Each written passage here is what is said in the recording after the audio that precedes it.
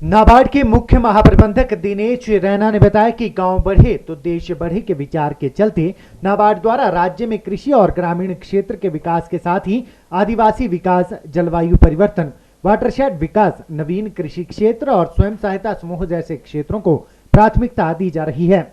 उन्होंने बताया कि कोरोना के समय में नवाचार के विभिन्न तरीकों से विकास को गति दी जा रही है, जिसमें कृषि उत्पाद की बिक्री के लिए इनाम और स्वयं सहायता समूह के पारदर्शी संचालन के लिए ई शक्ति कार्यक्रम चलाए जा रहे हैं। उन्होंने बताया कि ई शक्ति कार्यक्रम के तहत प्रदेश के 12,000 स्वयं सहायता समूह लाए गए, जिससे इनका पारदर्शी संचालन संभव हुआ और इसी कारण से इन समूहों को बैंकों से 90% तक फंडिंग हो गई है। दिनेश रैना ने बताया कि चालू वित्त वर्ष में कृषि उत्पाद और किसान उत्पादक संगठन को बढ़ावा देने के लिए हर संभव प्रयास किए जा रहे हैं।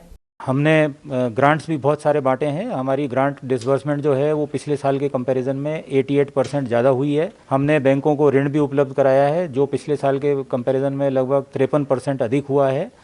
और कोविड के चलते, जैसा कि सबको ज्ञात ही है कि एग्रीकल्चर ही एक ऐसा सेक्टर रहा जिसने पॉजिटिव ग्रोथ रजिस्टर करी थी। उसी हिसाब से नाबार्ड का, क्योंकि कार्य ग्रामीण क्षेत्रों में और एग्रीकल्चर से संबंधित है, तो हमने लॉकडाउन के बावजूद भी और जो डिफरेंट रिस्ट्रिक्शंस हैं उसके बावजूद भी काफ़ी अच्छा परफॉर्मेंस दिया है। और वही परफॉर्मेंस हम चाह रहे थे कि हम हिमाचल प्रदेश की जनता के साथ शेयर करें। किसानों की बेहतरी के लिए आजकल सबसे ज़्यादा बल भारत सरकार द्वारा भी और नाबार्ड से दिया जा रहा है, वो है फार्मर प्रोड्यूसर कंपनीज़ के ऊपर।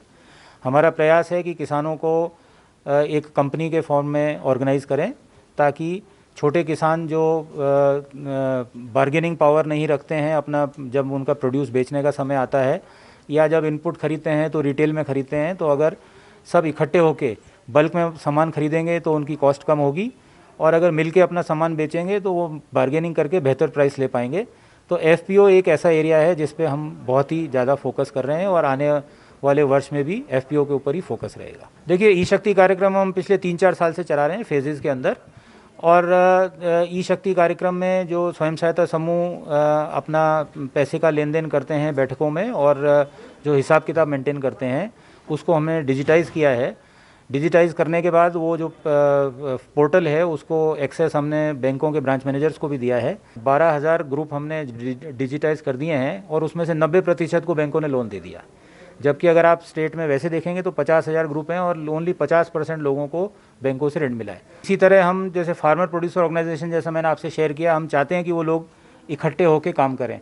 अभी वो इकट्ठे होंगे तो धीरे धीरे आगे उनका जब कॉन्फिडेंस बढ़ेगा तो वो अपना मार्केट भी एस्टेब्लिश कर सकते हैं।